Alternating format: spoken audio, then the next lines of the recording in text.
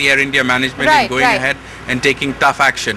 Right, Sandeep, thanks so much for joining us with those details. As Sandeep mentioned, the cause of the strike, well, it has been a bit distasteful, at least that's the way some people are looking at it. After the Mangalore crash, Air India had sent a special flight for relatives and an Air India engineer was not available to clear that flight. So Air India indeed used a Kingfisher engineer at the time, and the Air India engineers got upset, issued a media release that said that Air India had flouted norms. Air India then issued a show cause notice to these engineers and told them not to speak to the media after the Mangalore crash, and because they were upset with this show cause notice and the fact that a Kingfisher engineer was called, they called this flash strike, which has been joined by some other ground staff. But we have to say not all Air India staff, not all Air India unions. There were already existing tensions amongst many unions though over pay and the shortage of employees.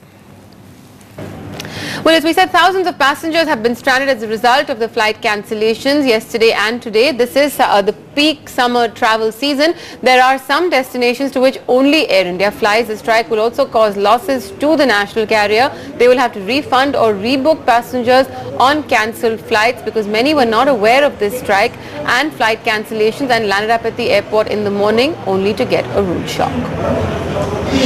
The passengers who have actually turned up, it's a pretty bad day. As you said, mercury is touching around 46, 47 degrees out here. And let me just quickly show you what the scene here at the departures terminal is. Now, all of these passengers that you see actually landed here at 5 in the morning, and they've all come from Dubai, and they were supposed to go on an interconnecting Air India flight to Varanasi. Now, they've been here since 5 in the morning. Their luggage has been piled up, and they've been out here standing in the sun. And if we can just pan behind us, we can just pan the camera to show you the bus. This is how they'll now be taken to Varanasi. It's going to be an 8-hour long drive from here whenever that bus leaves. So these folks, they all started their journey last night, and they will now be taken onto the bus. Now let's just talk to one of the passengers. Pandey ji, आप आए हैं Dubai से. आपने अपनी journey कब शुरू की? कल रात. जबकि वहाँ यूएई में इसका टाइमिंग जो है 12:05 है. वहाँ भी जो है 1.5 घंटा लेट से वहाँ से रनिंग की है. यहाँ 5:50 पे यहाँ जो है लैंडिंग किया है प्लेन. उसके बाद यहाँ आने के बाद पता है कि ये जो अपना 407 नंबर की जो फ्लाइट है जो दिल्ली टू पटना जाती है वो कैंसिल कर दिया गया है. कितने बजे की फ्लाइट थी वो? कब आपको वाराणसी पहुंचना था? 11:40 का था फ्लाइट. 11:40 तक आपको वाराणसी पहुंच जाना चाहिए था. नहीं, हमको वहाँ जो है 12:30 में या 1:30 में वहाँ जो है अपना पटना जाने का था. मेरे को पटना पहुँचना. ये बताएं कि अब मतलब आप काफ़ी देर से यहाँ पर खड़े हैं, कब तक आप पहुंच पाएंगे? कुछ पता है आपको? अभी तो समझिए कि मैं बता रहा हूँ कि 26 का अपना टारगेट था पहुँचने वाले घर पे है, लेकिन 29 तक पहुँच जाऊँ तो भी हमारे लिए ज़्यादा है. Right, well, let's move on to some other news now. The cabinet has left it to a group of empowered ministers to decide on including caste in the current census count of 2010. The cabinet discussed this politically sensitive issue amid objections raised by some ministers, even after the Prime Minister assured Parliament that a decision would be taken to include it in the current exercise. But sources say today there was hardly any evidence within the cabinet. The EGOM, likely to be headed by Pranab Mukherjee, will decide on the implementation of the caste census. Well, Sandeep Pukan is back with us on this story. Sandeep, that cabinet meeting passing this decision on to an empowered group of ministers, what will happen depending on the decision that the ministers take on the current census already underway? There are people who have already been enumerated.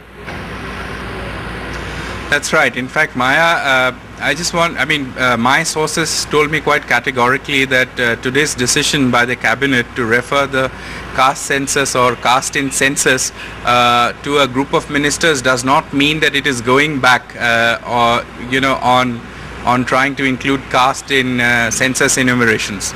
What it means is that it is, as you rightly said, that census has already begun. It's been on for the past couple of months, at least for now, and many households have already been enumerated by enumerators.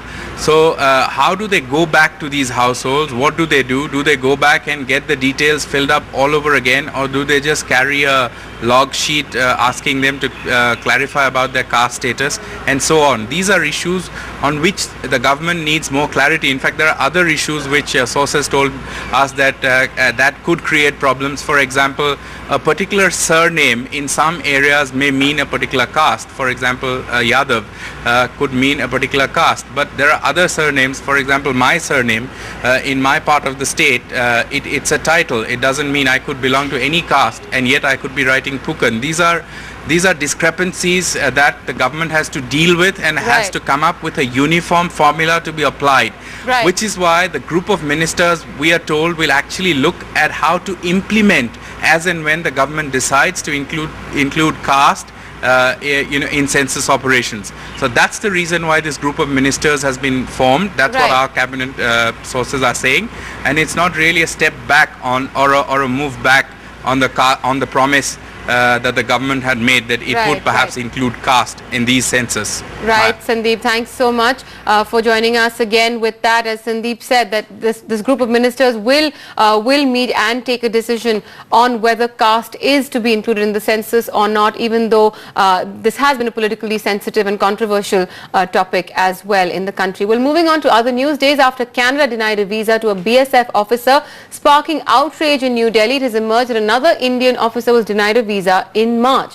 An Intelligence Bureau officer of the Joint Director rank was denied a visa. The Home Ministry has expressed strong objection to this through the Foreign Ministry, calling it discriminatory, and has written to the Canadian High Commission as well. Earlier, a BSF officer was denied a visa.